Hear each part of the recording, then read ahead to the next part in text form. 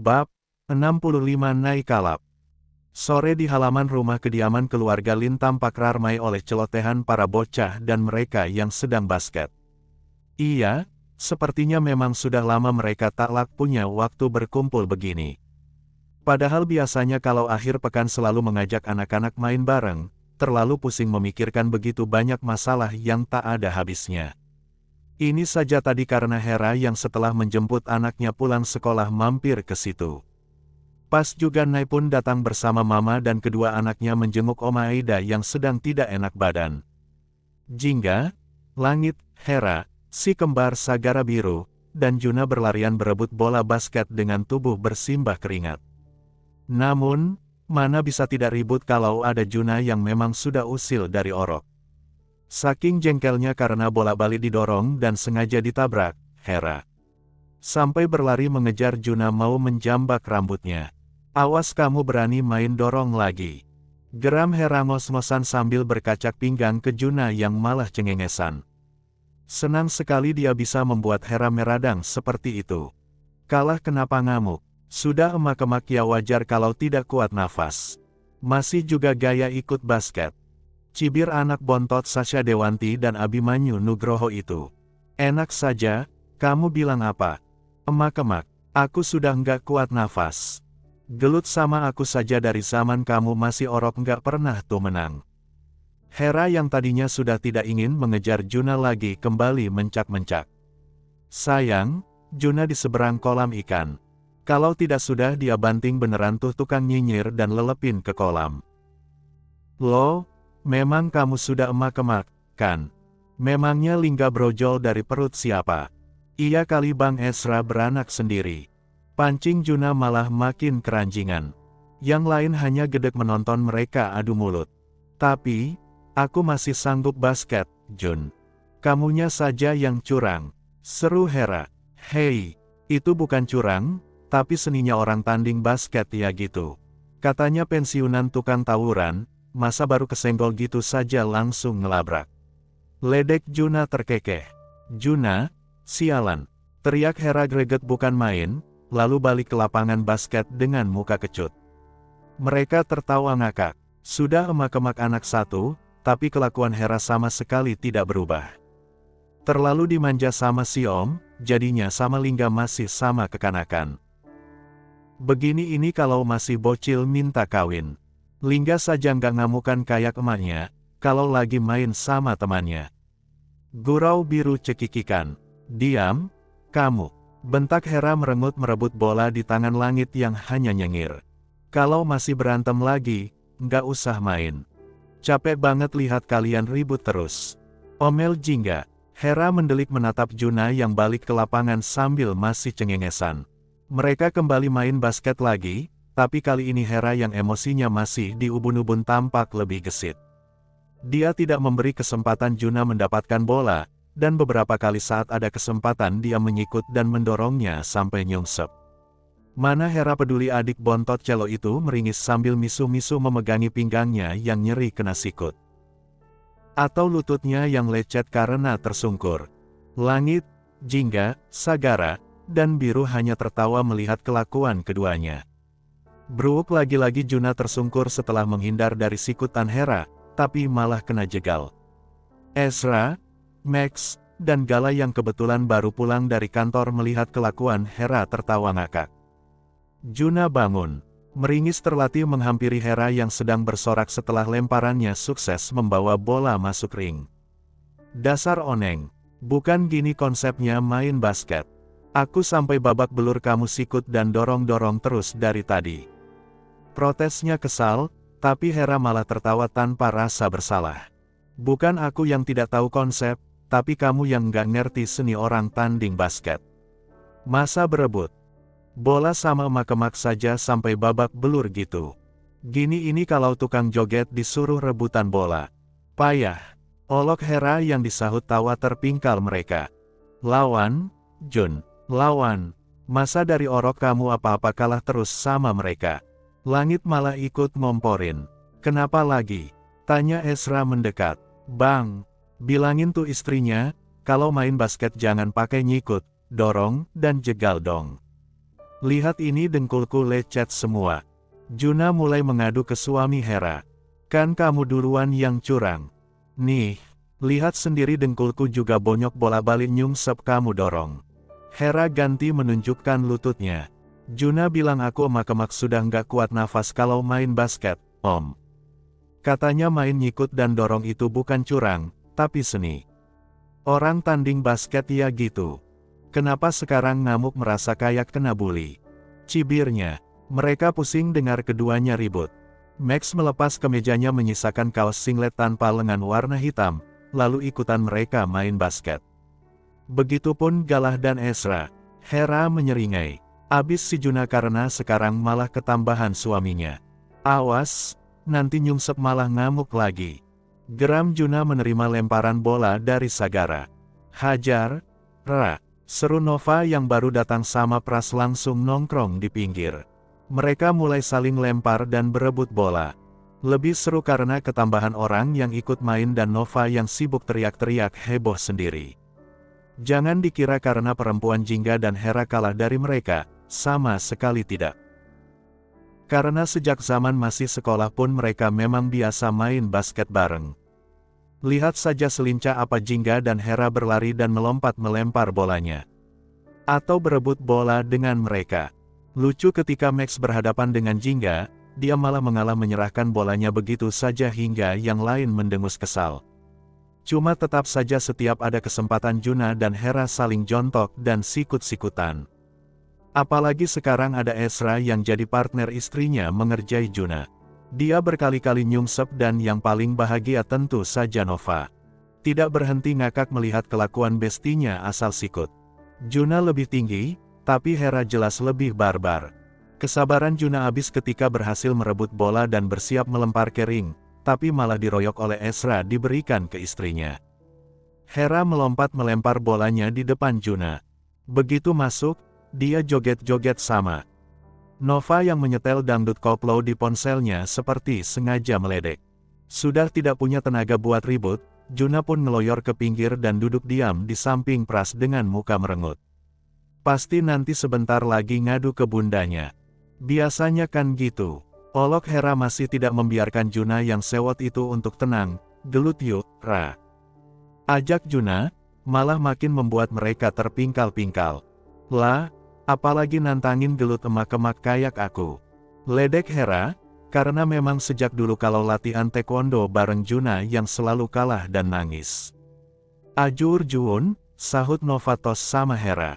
Emak-emak jangan dilawan, Jun. Mereka kan maha benar. Tuh, kayak yang di jalan saja biasa rating kanan beloknya ke kiri kok. Ucap biru. Memegangi perutnya yang kaku. Juna ngambek. Dia beranjak bangun, lalu ngeloyor pulang lewat pintu tembus di pagar tembok samping. Rumah mereka kan memang bersebelahan. Bahkan, ayahnya Juna yang dulu pertama tinggal di perumahan ini. Rumah yang sekarang Ibra tinggali, juga dulunya milik adik Abimanyu. Cuma karena orangnya pindah ke Singapura, lalu dibeli Sasha dan dioper lagi ke Ibra. Lah, ngambek beneran dia. Hera tertawa ngakak. Yang lain lanjut main basket.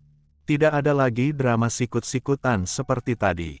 Jingga hanya duduk mendengar Hera dan Nova yang mulai nyerocos. Matanya menyimak mereka yang sedang berebut bola. Tumben hari ini Gala pulang sore. Biasanya hingga larut terus, sampai pernah ditegur mamanya karena khawatir anaknya kecapean. Lingga mana kok dari tadi nggak kelihatan? Tanya Nova baru sadar belum melihat bocah itu. Tadi di halaman belakang lagi main sama Lova dan adiknya. Ada Nes dan Kak Nai. Aman, jawab Hera. Lusa bikin pesta lajang, kan? Di mana? Tanya Hera ke Jingga yang malah mengedikkan bahunya. Beneran tidak tahu, karena itu kan urusannya Max. Tanya ke Max. Aku nggak tahu dia mau bikin pesta lajang atau tidak. Biasanya kan di bar hotel atau mirror, tapi nggak tahu juga nanti mau mereka gimana. Jawabnya, aku lebih penasaran lihat ulat bulu tantrum nanti lihat semegah apa pesta pernikahan kalian. Masih kurang 3 hari saja ballroomnya sudah sekeren itu dekorasinya. Apalagi nanti pas harinya, sahut Nova nyengir. Baru mingkem Lingga tampak. Berlari mendekat. Tapi, bukan dari arah halaman belakang, melainkan rumah sebelah. Tergopoh bocah itu panik menghampiri mamanya. "Ma," jidatnya Lova berdarah kejedot meja barusan didorong Tante Kila. Adunya, Lova di mana?"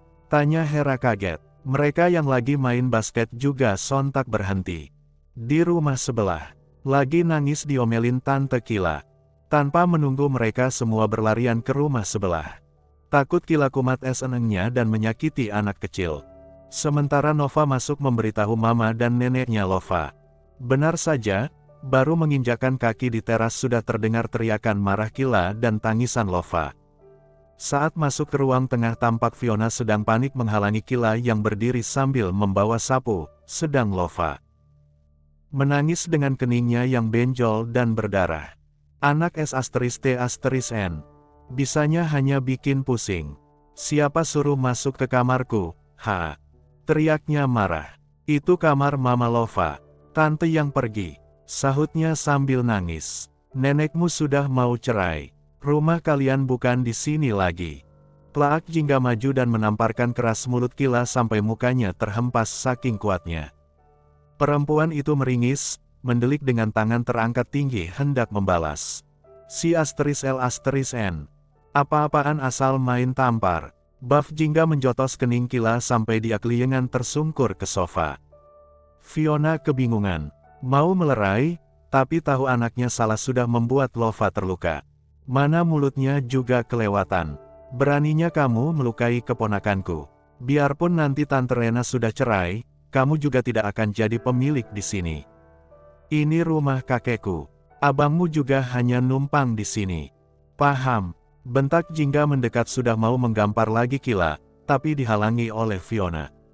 "Maaf, Kila yang salah." "Maaf." "Iya." Plak kali ini Rena yang datang berlarian dari rumah sebelah bersama Nai menampar keras muka Fiona. Dia menatap emosi Fiona dan Kila. "Bisa didik anak enggak, kamu? Aku tidak peduli apapun yang kalian lakukan di sini atau bahkan kalau kalian ingin menguasai harta satria sekalipun. Silahkan, tapi, jangan sentuh anak cucuku." "Apa yang kalian lakukan ke Lova?" Teriak Rena marah bukan main melihat cucunya menangis dengan kening terluka. "Kalau begitu jaga yang benar cucumu. Jangan biarkan keluyuran asal nyelonong ke kamarku dan mengorat-arit barang-barangku. Tidak sopan. Bisanya bikin gaduh terus." Gertak Kila tak lagi sungkan ke wanita yang masih berstatus kakak iparnya itu. "Itu kamarnya Mama," seru Lova masih tidak terima. Bukan. Kalian sendiri yang sudah minggat dari sini. Sebentar lagi cerai. Tidak ada hubungan apa-apa lagi sama abangku. Keluar kalian dari sini." Dasar bocah pembawa S*L. Nai yang sudah hampir nangis melihat anaknya terluka seketika kalap. Dia berlari menghampiri Kila dan menjambak rambutnya. Keduanya saling pulel dan dorong, tapi kemudian Kila terbanting ke lantai dan Nai duduk di atas tubuhnya memukulinya tanpa ampun. Fiona yang ditarilek oleh Nova tidak bisa berbuat apa-apa melihat anaknya menjerit-jerit kesakitan ditampar, dijambak, dan dijotos oleh Nai. "J*L*N. Beraninya kamu melukai anakku." "B***ngestet. Benalu tidak tahu D***R**. Mati saja kamu." Maki Nai seperti orang kesetanan. Mereka melongo. Baru kali ini melihat Nai yang ternyata bisa ngamuk juga. Tapi, justru bukan itu yang menarik perhatian Max. Dia mendekat ke Gala dan berbisik di telinganya. "Kamu lihat ponsel yang di lantai samping Kila itu, kan? Tadi jatuh dari saku dia," bisiknya. Mata Gala menatap lebar. "Iya," meski terhalang tubuhnya yang terbaring. "Tapi ada ponsel di sana." "Yakin dari saku Kila?" tanyanya menoleh ke Max. Angguk Max. "Kita lerai mereka, lalu kanmu pura-pura ajak Kila ke kamar. Nanti ponselnya biar aku yang amankan." Gala mengangguk, lalu mereka juga berbisik biru dan yang lain. Pas banget kebetulan Satria pulang dan terkejut melihat anak dan adiknya sedang berkelahi. Sedang banyak orang di sana malah cuma menonton. "Apa-apaan kalian berkelahi begitu?" bentaknya mendekat. Yang lain buru-buru ikut maju, lalu menarik Nai menyingkir dari atas tubuh Kila. Sementara Max menyambar ponsel di lantai sebelum Gala membantu istri sirinya itu bangun. Mata Kila langsung berbinar, tapi kemudian kembali menangis mau memeluk. Sayang. Gala langsung mundur setelah Max mengangguk memberi kode kalau ponselnya sudah dia dapatkan. Gal, perutku sakit diduduki Nai. Rajuknya, salah sendiri mulutmu kayak es mepha. Lagi kelewatan kamu tega mendorong Lova sampai jidatnya berdarah-darah gitu. Sahut Gala keluar sama Max, Ezra, dan Pras. Satria langsung menoleh. Melotot mendapati cucunya yang sedang menangis di gendongan istrinya dengan luka yang berdarah. Lova, dia mendekat mau menggendong cucunya, tapi dicegat oleh Nai. Mulai sekarang jangan pernah datang menemui anak-anakku lagi. Kami tidak ada hubungan lagi denganmu. Ucap Nai dengan suara gemetar. Kamu bilang apa, Nai? Lova dan Narelino cucu papa, kenapa tidak boleh ketemu? Seru Satria tidak suka mendengar ucapan anaknya. Bukan, dia bukan cucumu. Kita punya hubungan darah, jadi sama sekali tidak penting bagimu. Sama seperti papa yang juga berlaku seperti itu ke keluarganya Opalin. Nikmati saja hidupmu bersama mereka berdua. Mereka sepertinya sudah tidak sabaran menunggu mama resmi cerai. Setelah ini nikahi saja janda papamu itu. Bukankah katamu kasihan? Pelak tangan Satria tanpa sadar menamparkan wajah Nai. Anak yang selama ini begitu sangat dia sayangi melebihi apapun. Dia syok. Marah mendengar perkataan kurang ajar Nai, tapi menyesal sudah menyakiti anaknya. Sementara Nai malah tertawa terkekeh menatap papanya yang berdiri mematung. Pipinya tampak memerah. Berdenyut panas. Saking keras tamparan papanya, Darren yang baru masuk mematung dengan wajah merah padam. Dia mendekat mengambil anaknya dari gendongan mertuanya, lalu maju menggandeng tangan istrinya hendak dibawa pergi. Sebentar, maaf. Aku tidak sengaja menamparnya. Satria gelagapan menarik tangan anaknya. Tidak membiarkan Darren membawa anak dan cucunya pergi. Plak ganti Rena maju menamparkan Satria yang sebentar lagi akan jadi mantan suaminya itu. Matanya menatap nyalang. Padahal mereka sudah berusaha sabar, tapi tidak lagi setelah Kila menyakiti cucunya. Lepaskan anakku. Rena menepis kasar cengkraman tangan Satria. Ren. Matamu tidak lihat apa yang sudah adikmu lakukan ke cucuku. Kamu juga tidak mendengar bagaimana tadi dia berteriak memaki dan mengusir kami. Mereka sedang menunggu keputusan pengadilan, karena tidak sabar kamu bisa cerai dan tidak punya hubungan apa-apa lagi dengan kami. Benar kata Nai, kalian sudah tinggal serumah, kenapa tidak menikahi saja mantan mertuamu itu sekalian? Dia pasti mau kok. Kan aslinya memang perempuan G*T*L. Cemoohan. Jaga mulutmu, Ren. Teriak Fiona. Hi, aku lebih tua darimu. Siapa kamu? Semua orang juga tahu. Kok kamu nggak sungkan tinggal di sini, sedang sudah tidak punya hubungan apa-apa lagi dengan Satria setelah Papa Tirta meninggal? Jangan-jangan benar, kamu sedang menunggu Satria menduda. Rena, bentak Satria. Tidak ada perempuan baik-baik yang merebut suami orang. Tidak ada ibu yang akan membiarkan anaknya merebut calon suami orang dan terus bikin gaduh. Tidak ada mantan mertua yang akan tinggal serumah bersama anak mendiang suaminya. Apalagi dia tahu keberadaan mereka, bahkan sampai membuat yang punya rumah cerai. Tapi apa? Mereka malah kegirangan dan mengusir kami semua pergi. Terus kamu juga bisa apa? Selain diam dan tetap tidak tahu malu mati-matian membela adikmu. J*J*K, 01. Teriak Rena. Halah, situ juga dulunya P*L*K*R. Coba bilang siapa bapak anak H*R*mu itu. Sok suci menghina kami. Teriak Kila. Nai melepas gandengan tangan suaminya, lalu berbalik dan kembali menjambak Kila. Tangannya satu lagi menyambar guci hias di atas rak, lalu memukulkan ke kepala Kila sampai orangnya terkapar pingsan. Hanya Fiona yang menjerit panik. Satria berdiri termangu menatap anak istrinya yang terengah emosi. Jangan datang ke rumah kami lagi. Jangan juga menemui anak istriku lagi. Jangan pernah mendekati mereka, ucap Darren menggendong Lova dan menggandeng istri pergi dari sana. Rena terkekeh sinis. Fiona yang panik memanggil pengawal untuk mengangkat tubuh Kila ke kamar. Menggeleng melihat betapa memuakkan mereka bertiga. Orang tidak tahu malu juga ada batasnya, Sat. Kalau sudah tidak menganggap keluarga Lin keluarga, kenapa tidak angkat kaki dari sini dan mengembalikan saham Lin Zone juga semua yang papa berikan ke kamu? Kenapa? Takut miskin dan kembali jadi gelandangan seperti dulu, sebelum diangkat anak Jonathan Lin. Cemoohnya, jangan keterlaluan kamu, Ren. Tanpa harta dari papa pun, aku juga masih punya saham medical center peninggalan keluar Adiwangsa. Geram Satria nyaris tidak percaya mulut istrinya bisa sejahat itu. Baguslah. Terus kenapa masih di sini? Padahal selain papa sudah tidak ada yang menganggap keberadaanmu. Aku bukan mengen-asteris. Hanya mengingatkanmu, tanpa keluarga Lin di mana tempatmu sekarang. Apa yang sudah mereka beri, dan apa yang sudah kamu lakukan untuk membalasnya.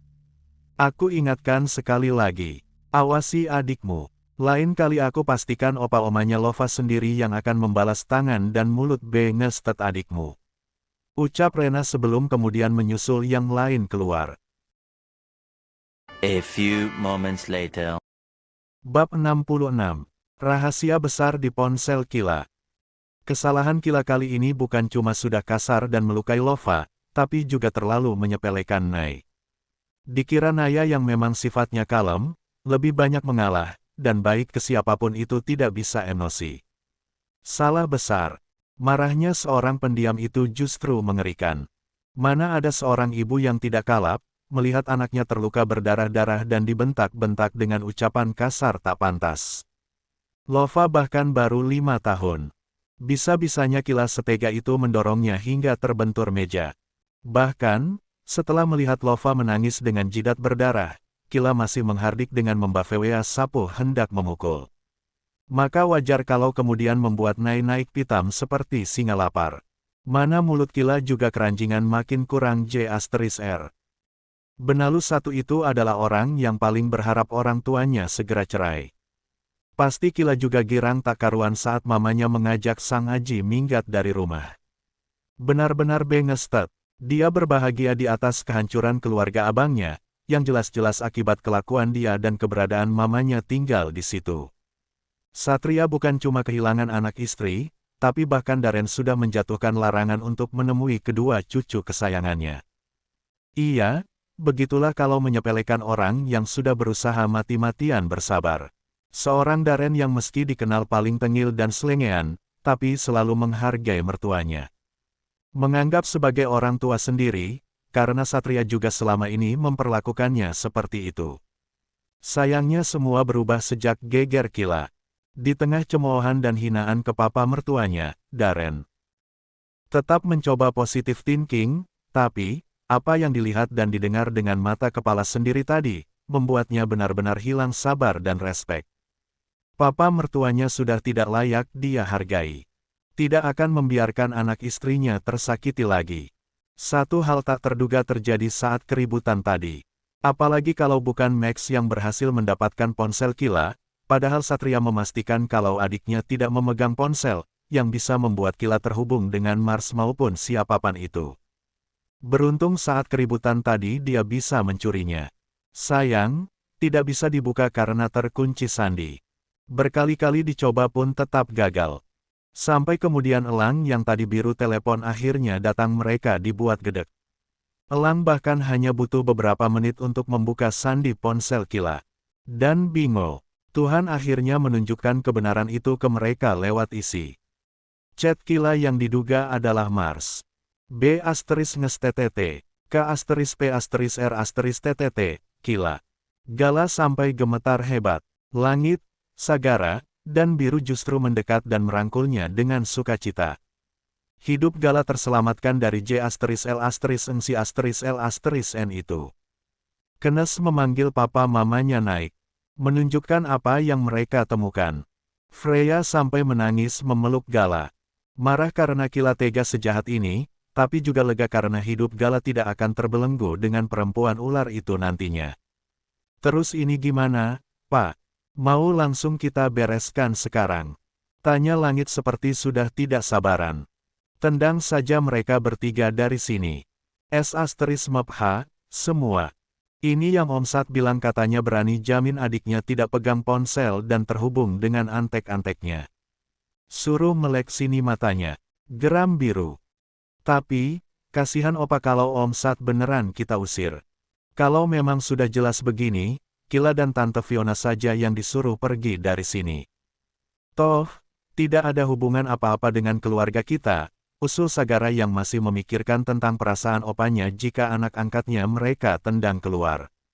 Menurut kamu sendiri gimana, Gal?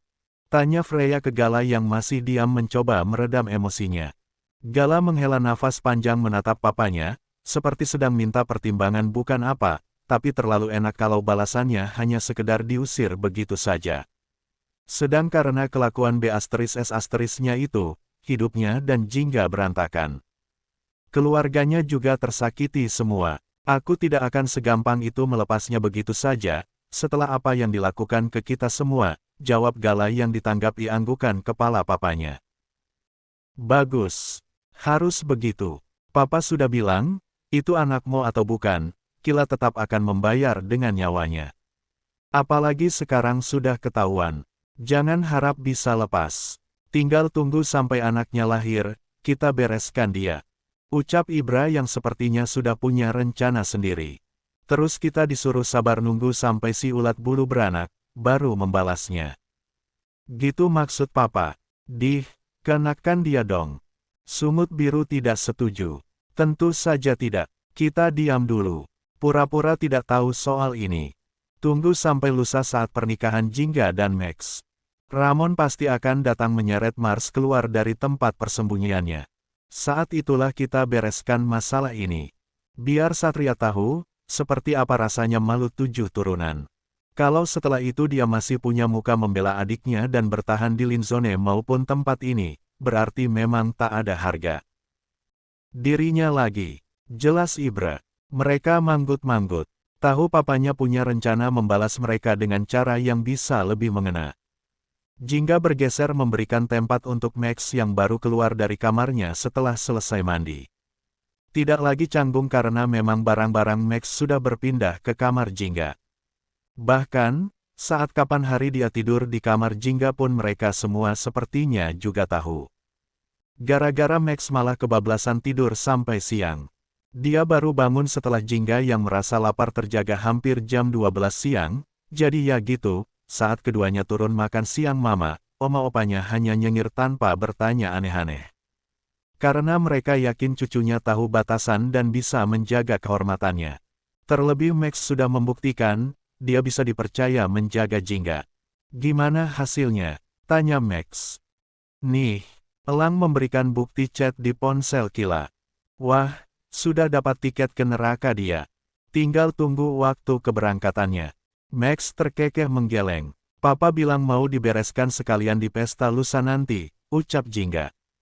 Pasti bakal rame. Max malah terlihat sama sekali tidak keberatan, jika pesta pernikahannya bakal penuh drama makian dan menguliti A*B para manusia L*kentet itu. Gala dan mantan istri Ramon memang berhak membalas mereka yang sudah menghancurkan hidupnya. Ini justru akan jadi jawaban dari rasa penasaran para tamu tentang batalnya pertunangan Jingga dan Gala. Coba kamu cek lagi apa yang di dalam ponsel itu. Elang, mungkin bisa menemukan petunjuk lain soal Mars. Pinta Ibra. Iya, angguk anak perjaka ganteng Nares itu. Max mengembalikan ponsel itu ke Elang, mereka terdiam dengan pikirannya masing-masing. Setelah berusaha pontang-panting mencari bukti, tapi selalu gagal hingga Gala terpaksa menikahi Kila. Sekarang malah tanpa terduga bukti datang sendiri ke mereka, meski terlambat setelah Kila berhasil mengacaukan kehidupan mereka semua. Tak apa, paling tidak Gala tak perlu tersiksa menunggu hingga anak itu lahir untuk dites DNA. Kapan mereka akan mencomot anak Inara? Tanya Jingga menoleh ke Max. Karena memang anak buah kepercayaan Brian Carlos yang dikirim ke Swiss untuk menjalankan rencana ini. Besok, Ramon memperketat penjagaan ke anaknya. Pasti juga. Ketar-ketir, Takut kena usik imbas perseteruannya dengan kita makin memanas, jawab Max tanpa sadar tangannya terulur merapikan poni Jingga yang nyaris mengenai mata. Dia ketakutan karena berkaca dari kelakuan busuknya sendiri, yang juga mencelakai Gala ketika di London. Dikira kita sama bengesnya dengan dia, tega menghancurkan hidup orang tidak bersalah demi mencapai ambisinya. Freya merangkul Gala, tidak berhenti bersyukur, karena Tuhan menjawab doanya untuk menyelamatkan anak-anaknya. Bagi Gala sungguh luar biasa sakit ketika tahu hidupnya dijadikan bahan permainan mereka seperti ini. Tidak habis pikir, bagaimana bisa Kila segila itu. Lebih menjeasteriskan lagi karena meski terobsesi padanya, Kila justru membiarkan tubuhnya dinikmati pria lain. Entah, apakah hanya demi bisa hamil dan digunakan untuk menjebaknya. Hingga bisa seenteng itu membahas soal anak di perutnya dengan Mars. Kasihan bayi itu yang oleh mereka tak lebih hanya dianggap sebagai alat. Kenapa ke anaknya dengan Rani Pawestri malah sejahat itu? Yang anak dengan selingkuhan dijaga sampai segitunya. Tapi, anak sulung dari istri sah malah disiksa mentalnya sampai depresi dan bunuh diri. Dasarnya Ramon yang gila atau ada sesuatu yang membuatnya sampai setega itu. Lontar biru dengan pemikirannya yang selalu kritis. Karena melepas anak istrinya keluar dari sana, sama saja dia harus kehilangan semuanya. Saat itu Ramon belum mendapatkan saham global dan kursi pimpinan. Kalau sampai anak istrinya buka mulut soal hubungannya dengan Inara, reputasi perusahaan dan nama baik keluarga Gustiawan akan hancur jadi bagi manusia gila harta seperti dia, lebih memilih mengorbankan anaknya. Sama seperti dia yang juga dikorbankan untuk membayar hutang papanya dulu. Secara tidak langsung, luka itulah yang membentuk sifat jahat Ramon, ucap Ibra. Yang penting Mama sangat bersyukur kita diberi petunjuk soal ini. Mama sudah bisa tidur nyenyak, karena tidak mengkhawatirkan kamu yang akan terus direcoki perempuan si *L**N itu. Mama lega, kamu terselamatkan dari Kila. Saking bahagianya Freya sampai mencium kepala Gala. Mereka tidak akan paham sesakit apa dia memikirkan nasib Gala, yang terus direcoki oleh Kila dan orang-orang jahat itu. Jingga setidaknya sudah akan menikah dengan Max. Ada yang menemani melalui rasa sakitnya hingga perlahan sembuh. Tapi, beda dengan Gala yang masih idera lukanya. Terlebih menjelang pernikahan.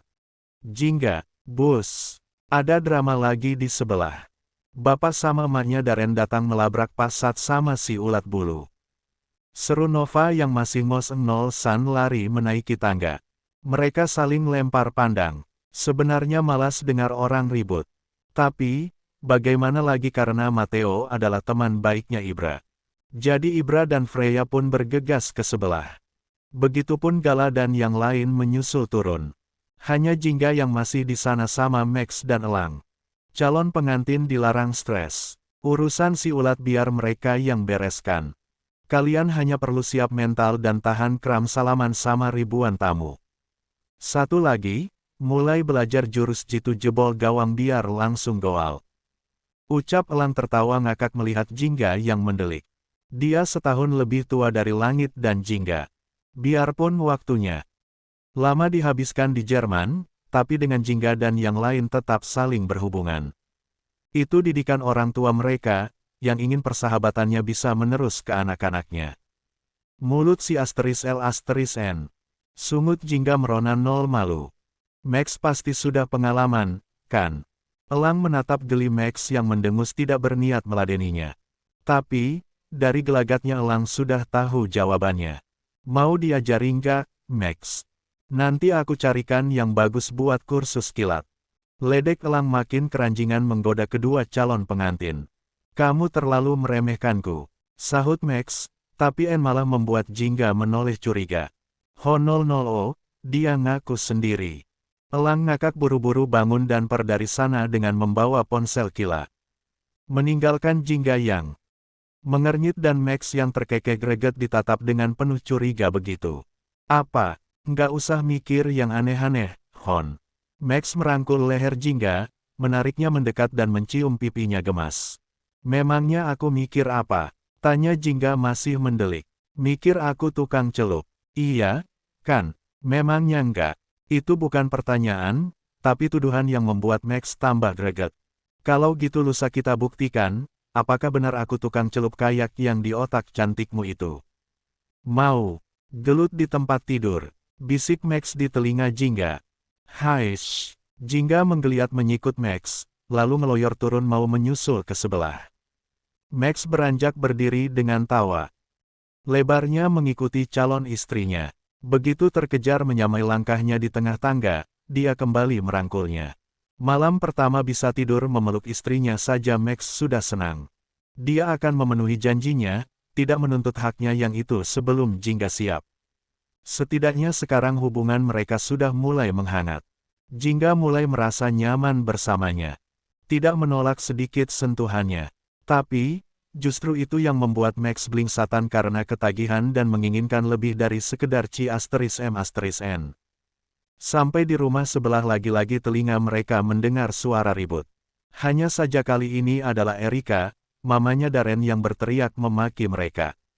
Asal tahu saja, mama mertua Nay itu sama galak dan barbarnya dengan Oma Dewi. Apalagi kalau anak cucunya kesenggol. Sementara Matteo Bastian papanya Darren mirip Ibra.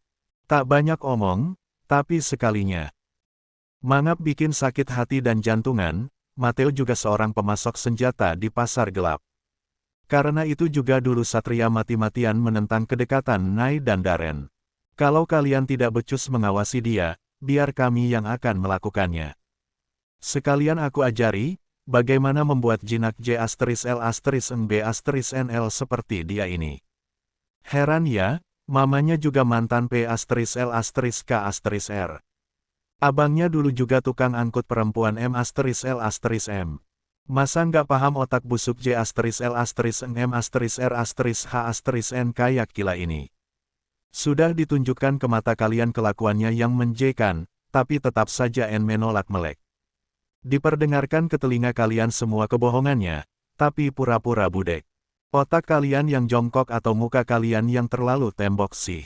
Mau sampai kapan membiarkannya melukai orang lain, ha? Bentak Erika sampai menggebrak meja saking emosi setelah melihat keadaan.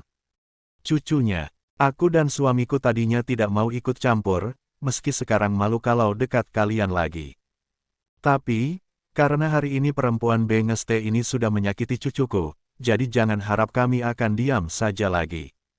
Sekarang bilang, apa yang akan kalian lakukan untuk mempertanggungjawabkan kelakuannya tadi?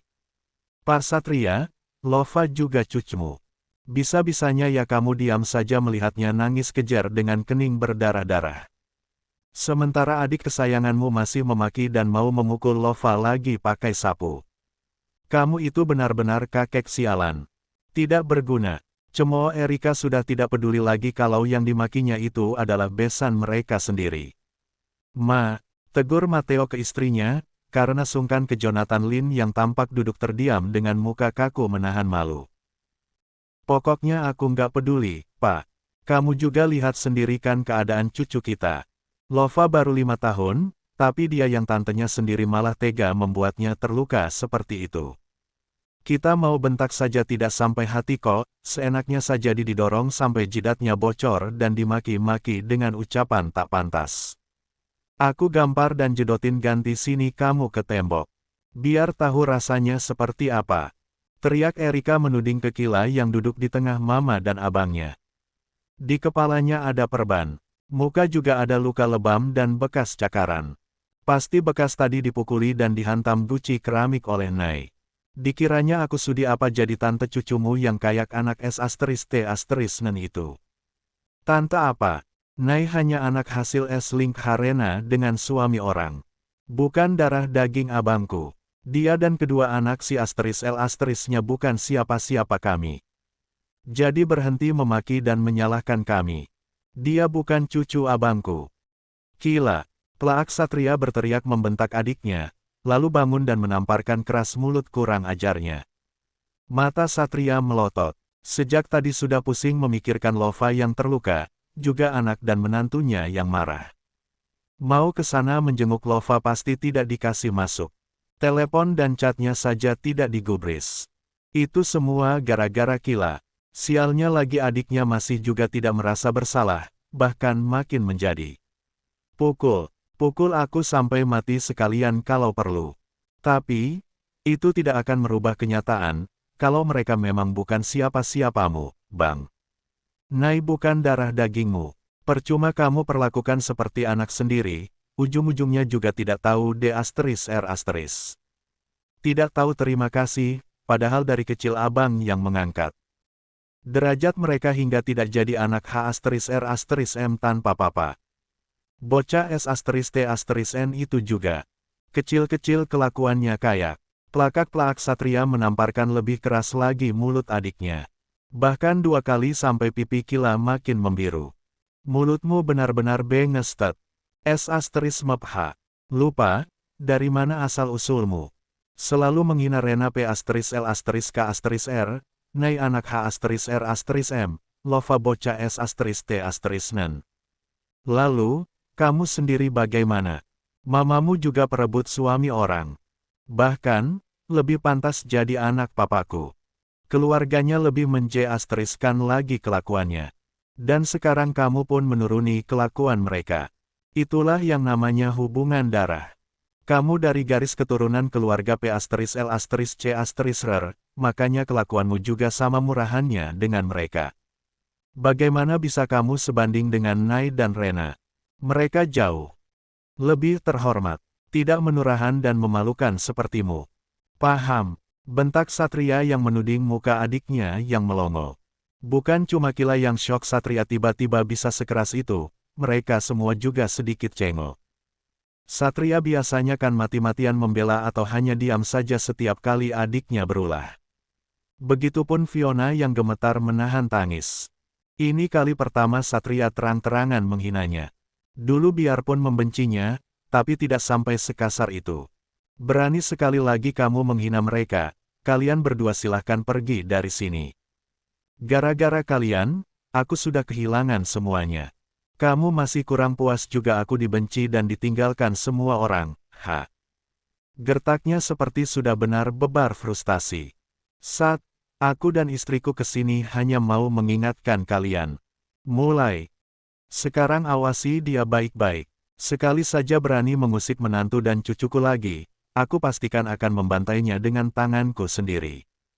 Aku bukan Ibra yang masih bisa sabar, karena menghargai mertuanya. Meski harus mengeratkan gigi melihat anak istrinya tersakiti oleh kelakuan kalian.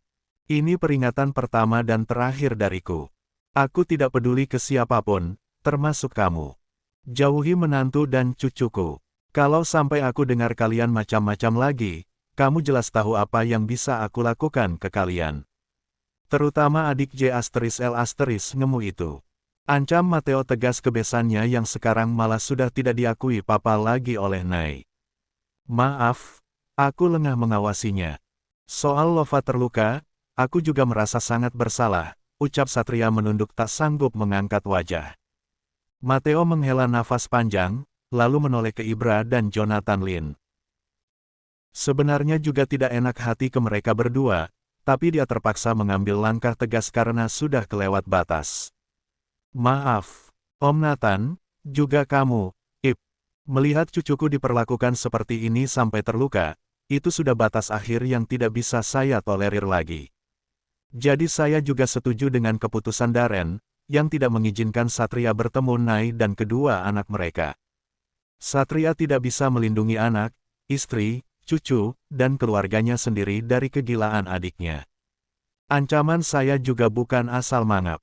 Jangan main-main dengan keluarga Bastian. Later. Bab 67. Undangan istimewa untuk Ramon. Kalau mereka ingat-ingat lagi, sebenarnya memang sejak dulu hubungan Kila dengan yang lain tidaklah akrab.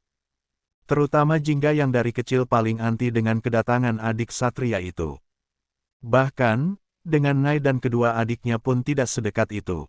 Padahal kan Kila itu tantenya yang seumuran dengan mereka. Ini bukan masalah tidak tinggal berdekatan, jadi menormalisasikan hubungan yang sepertinya cuma sebatas basa-basi. Karena nyatanya dengan anak-anak sahabat papanya yang lain, mereka bisa akrab meski tak sesering itu ketemu. Jadi bisa ditarik kesimpulan, sejak awal Kila lah yang problematik. Sayangnya baik Satria maupun orang tuanya tidak peka akan hal itu. Ditambah sikap Satria yang cenderung overprotective, jadi makin memupuk jiwa pemberontak dan sifat jahat Kila. Entah sekedar terobsesi ke Gala, atau rasa iri akan apa yang Jingga punya.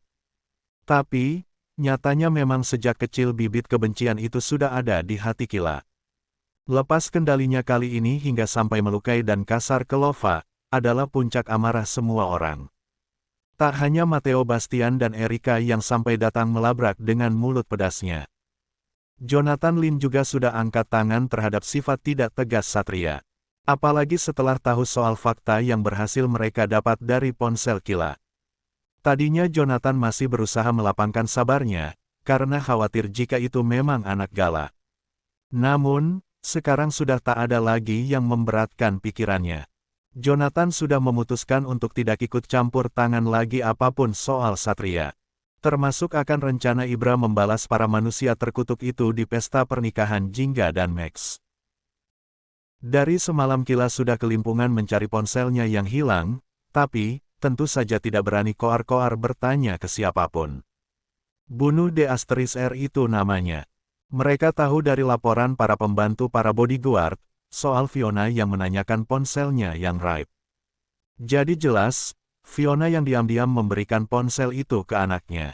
Karena hanya dia satu-satunya yang punya celah melakukannya. Dia tidak tahu, kalau mereka semua sudah melihat wajah aslinya sekarang. Lebih celaka lagi, Ibra telah menyiapkan pembalasan.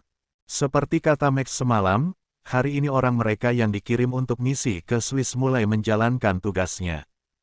Hanya beberapa saat setelah anak gadis Inara itu berhasil mereka amankan, Ramon mulai belingsatan menghubungi Ibra dan mengirim puluhan pesan yang sama sekali tidak digubris.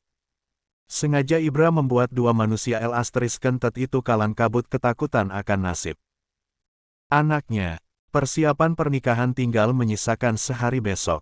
Ini hari terakhir Max ke kantor menyelesaikan semua sisa pekerjaannya, sebelum mengambil libur untuk beberapa hari ke depan. Sore selepas dari kantor, dia bersama Jingga dan kedua calon mertuanya datang ke ballroom Abraham Hotel melihat persiapan.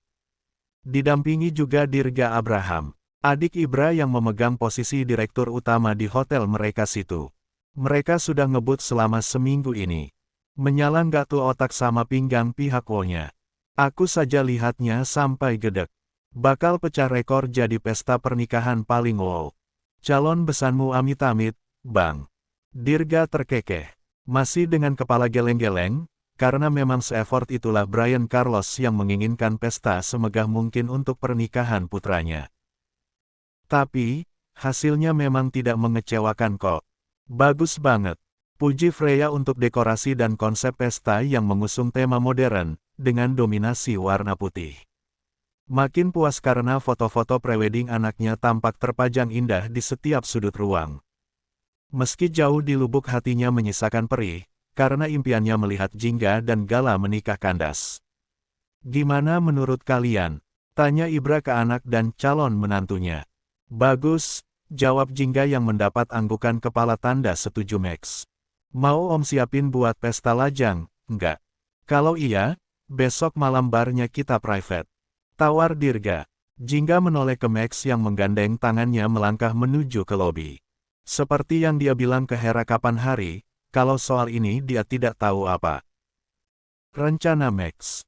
Terima kasih, tapi tidak usah, Om Biru dan yang lain sudah menyiapkan pesta lajangnya di Mirror. Sekalian bisa berjaga di sana, karena kondisi 2 hari ini pasti sedang panas-panasnya, jawab Max, sudah dapat orangnya. Tebak Dirga yang juga tahu soal rencana mereka. Sudah, makanya pasti mulai kayak cacing kepanasan mereka. Max tersenyum mengangguk. Nanti bisa-bisa lebih dramatis dari waktu kita ngeprank di pesta pernikahan mantan tunangan Lean dan adik tirinya, Bang, masih ingat, kan? Sedikit mirip, tapi pasti yang ini lebih heboh karena luar biasa bikin emosi. Apa Gala tidak keberatan kalau soal SNL-nya akan dipertontonkan nanti? Jujur, aku kepikiran karena dia yang paling kasihan di sini dijadikan korban mereka. Langkah kaki Dirga berhenti. Begitupun mereka yang pasti juga punya pertimbangan yang sama. Aku tentu saja sudah membicarakan ini dengan Gala. Dia sendiri yang ingin memberi mereka balasan setimpal. Seperti katamu, dia adalah korban. Jadi, orang pasti akan paham bukan salahnya. Kalau dengan balas mempermalukan mereka bisa sedikit mengobati lukanya, tentu saja akan aku lakukan sebisaku. Menghancurkan mereka, sebagaimana mereka menghancurkan anak-anakku. Termasuk Satria, ucap Ibra dengan wajah dinginnya. Rasanya sudah tidak sabar menunggu hari itu tiba. Dirga menoleh ke kakak iparnya. Perempuan cantik dan penyayang yang luar biasa baiknya. Ipar rasa kandung yang memang pantas diratukan oleh abangnya. Iba rasanya Dirga melihat beban berat yang mereka tanggung, sejak masalah ini muncul mengorat-arit suasana. Damai di keluarga Lin. Kak Frey benar-benar akan melepas bangsat begitu saja. Sudah menyerah memperjuangkan dia supaya bisa waras lagi. Setelah ini dia akan kehilangan semuanya. Tidak akan menyisakan apapun, tanya Dirga. Karena dia tahu meski hanya saudara angkat, tapi Freya sangat menyayangi Satria. Sabarku sudah habis, Ga. Satria sudah terlalu menyakiti kami kali ini. Kamu nggak akan ngerti rasanya sesakit apa, ketika ketulusanmu selama ini ternyata tidak ada artinya sama sekali bagi dia. Malah seperti dengan sadar menancapkan pisau di sini untuk Haku. Dengan menyakiti anak-anakku, Freya menunjuk ke akhirnya. Suaranya serak menahan tangis ingat persaudaraannya dengan Satria yang hancur begini. Yang paling tidak bisa aku terima adalah ketidakpeduliannya akan sakit dan air mata papaku. Orang yang sejak awal hingga kemarin, masih sabar menunggu dia kembali dengan pintu maafnya. Tapi, nggak ada. Satria tetap tidak pulang, nggak. Apakah sesulit itu datang mengaku salah dan meminta maaf? Ternyata kami tidak seberharga itu. Freya menggeleng dengan air mata meleleh. Ibra merangkul istrinya. Mengelus lembut menenangkan tangis yang tak terbendung, karena sakit terpaksa melepas Satria. Dirga mengangguk paham. Mungkin, tidak sekarang. Satria memang harus merasakan dulu hancur, ditinggalkan, dan sendirian. Biarkan sesal dan rasa bersalahnya nanti yang akan membawanya kembali ke sosok Satria yang dulu meski suka nyinyir menyebalkan tapi aslinya baik. Suatu saat nanti, dia pasti akan kembali. Sekarang pun mungkin sebenarnya dia sudah paham salahnya di mana. Menyesal itu pasti. Apalagi kehilangan anak istri, dan melihat Lova terluka semalam. Tapi, bangsat masih terbebani karena seburuk apapun Kila tetaplah tanggung jawabnya. Mau kembali juga pasti malu. Karena demi adiknya yang ternyata sebusuk itu, sudah melukai kalian semua. Posisinya seperti si malakama, lontar Dirga. Salahnya hanya karena dia tidak belajar dari kesalahannya yang dulu pernah membuatnya hancur. Selalu mengedepankan emosi dan egoisnya. Masalahnya tidak akan sefatal ini, kalau sejak awal Satria bisa berdiri di tengah, antara adik dan keponakan, ujar Ibra yang sepertinya sudah muak membahas soal Satria lagi. Mengusap sisa basah di pipi istrinya, dia kemudian menggandengnya untuk pulang. Jingga hanya mengedikkan bahu ke omnya yang menghela nafas panjang. Siapapun pasti sudah lelah membahas soal Satria, karena kelakuan Kila yang terlalu menjelaskan dan Satria terus membelanya. Tak ada satupun nasihat dari mereka yang didengar. Kalian pulang dulu. Aku masih ada sedikit pekerjaan yang belum selesai. Dirga tersenyum menepuk keponakannya yang lusa sudah mau menikah itu. Terima kasih atas bantuannya, Om, ucap Jingga. Sudah mau menikah saja kamu, comel. Kayak baru kemarin kami tertawa ngakak lihat rambut dan alis papamu. Langit juga galak kamu cukur saat mereka tidur. Dirga terkekeh melangkah ke arah lift. Max menoleh ke Jingga yang nyengir, lalu menggandengnya bergegas menyusul calon mertuanya yang lebih dulu keluar. Namun, keduanya dikagetkan suara gaduh dan Nova yang tampak menghambur panik. Tanpa buang waktu Max dan Jingga pun berlari keluar. Tepat di depan pintu utama lobi, Ramon dengan membawa anak buahnya mencoba menghadang Ibra dan Freya. Pras, Nova dan puluhan orang-orang mereka yang memang ditugaskan berjaga di sana juga menghalangi Ramon mendekat. Ibra sendiri terlihat santai. Begitupun Freya yang tidak tampak takut sedikitpun berada di tengah suasana ribut.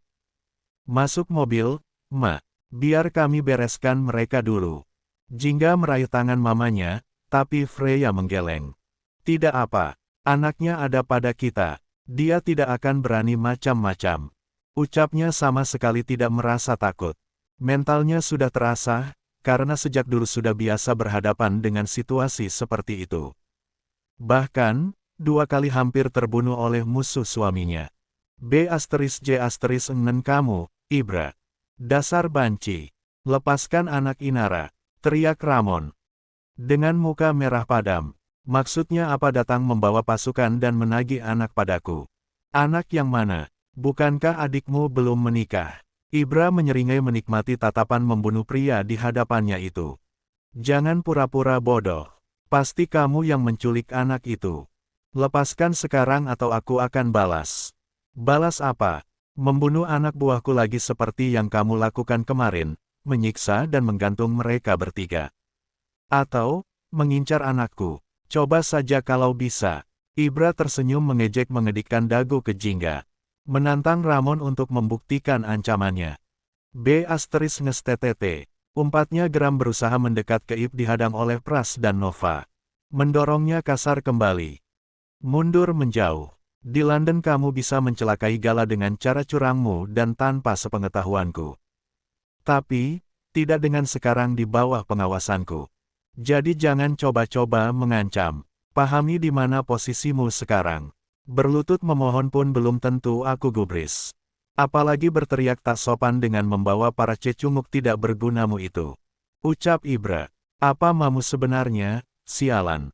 Perusahaanku sudah kamu hancurkan. Apalagi yang kamu inginkan sampai anak Inara yang tidak tahu apa-apa itu pun kamu satroni. Jangan seperti pecundang melibatkan anak kecil, sialan. Bentak Ramon mati-matian menahan emosinya. Gegabah hanya akan mengorbankan nyawa anaknya. Ibra tertawa terkekeh. Melangkah mendekat, dia berdiri hanya menyisakan beberapa jengkal jarak dari pria berwajah arogan itu. Sementara anak buah mereka masih tetap waspada. Kalau aku mau nyawamu, apakah kamu akan bersedia mati demi membebaskan anak itu? Tantang Ibra menatap mata menguar pria itu.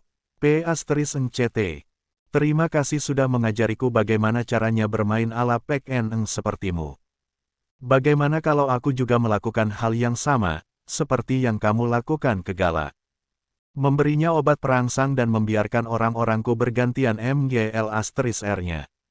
Membuat video mereka bersenang-senang di atas R*Neceng, lalu menyebarkan ke keluarga dan kerabat kalian ideku bagus, kan? Ucap Ibra dengan senyum senang yang membuat Ramon meradang gemetar membayangkan anaknya diperlakukan seperti itu. Ramon menyambar kerah jas Ibra dan menariknya kuat.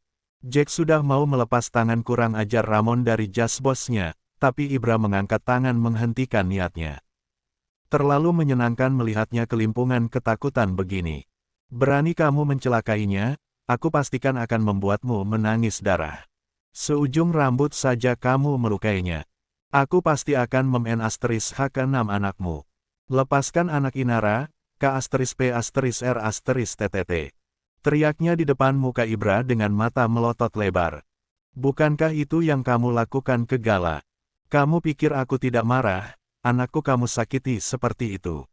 Jangan kira urusan kita selesai, hanya karena aku sudah menghancurkan perusahaan hasil rampasanmu dari Bagas Bustiawan. Tidak semudah itu, B***J***Ngan. Kamu akan membayar 1000 kali lipat lebih menyakitkan dari yang Gala. Dan kami rasakan, aku akan membuatmu kehilangan semuanya, sebelum mengirimmu menyusul Bramasta ke neraka. Geram Ibra, sebelum kemudian menghantamkan kepalan tangannya ke wajah Ramon hingga terhuyung dan cengkramannya terlepas. Ramon meringis mengusap ujung bibirnya yang membiru. Nafasnya terengah terbakar amarah yang makin membuatnya ingin membunuh Ibra. Apa maumu sebenarnya menculik anak Inara? Aku penasaran, kenapa kamu sebegitu mencemaskan keselamatan keponakanmu? Atau jangan-jangan kamu adalah ayah? Tutup mulutmu, B****TTT. Cukup katakan apa maumu supaya melepas anak itu tanpa menyakitinya. Seru Ramon tidak sabaran. Lusa datang ke pesta pernikahan. Anakku bersama adikmu. Jangan lupa, seret keparat Nero ke hadapanku. Hanya itu yang akan menyelamatkan nyawa keponakanmu. Bagaimana? Mudah, kan? Jawab Ibra membetulkan kerah jasnya. Apa yang sedang kamu rencanakan sebenarnya, si *L*N? Kalau cuma menginginkan Nero, aku bahkan bisa menyeretnya ke hadapanmu sekarang juga. Tidak perlu menunda 8 Gu sampai lusa, apalagi ke pesta yang sama sekali tidak penting itu. Ramon sepertinya mengendus ada yang tidak beres dengan permintaan Ibra itu. Apapun yang aku rencanakan, bukan urusanmu. Kamu hanya perlu datang ke sini lusa bersama Inara dan Nero. Tidak ada paksaan. Mau atau tidak, terserah. Ibra mengedikkan bahunya tidak peduli. Ramon menggeram keras dengan tangan terkepal gemetar. Tahu, ada. Yang sedang Ibra rencanakan ke mereka bertiga dengan memintanya datang ke pesta yang pasti akan digelar secara besar-besaran itu. Sialnya, sekarang dia tidak punya pilihan selain menuruti perintahnya. Jangan pernah menyentuh anak itu seujung rambut pun. Lusa aku akan penuhi permintaanmu. Akhirnya Ramon pun terpaksa menyanggupinya. Aku pasti akan menjamu kalian sebaik mungkin sebagai tamu undangan paling istimewa. Terima kasih atas hadiah yang kamu tinggalkan di gudang kapan hari. Secepatnya aku pasti akan mengganti, dengan kado yang jauh lebih menyenangkan. Ibra menyeringai, lalu berbalik menggandeng istrinya ke arah mobil. Namun, baru beberapa langkah dia berhenti dan kembali berbalik menatap Ramon yang masih berdiri dengan muka kakunya. Curut sepertimu belum waktunya bermain dengan senjata. Malam ini juga, kembalikan semua barang yang sudah kamu curi dari gudangku. Kalau tidak, besok pagi aku pastikan kamu akan menerima kiriman video anak itu bersenang-senang dengan orang-orangku. Hubungi aku kalau baraniknya sudah siap kamu kirim. Aku akan beritahu di mana lokasinya. Curang sama juga mati. Paham? All the rules. I don't know what's going on. TikTok tweaking. How you been, Paris? Where you been at, girl?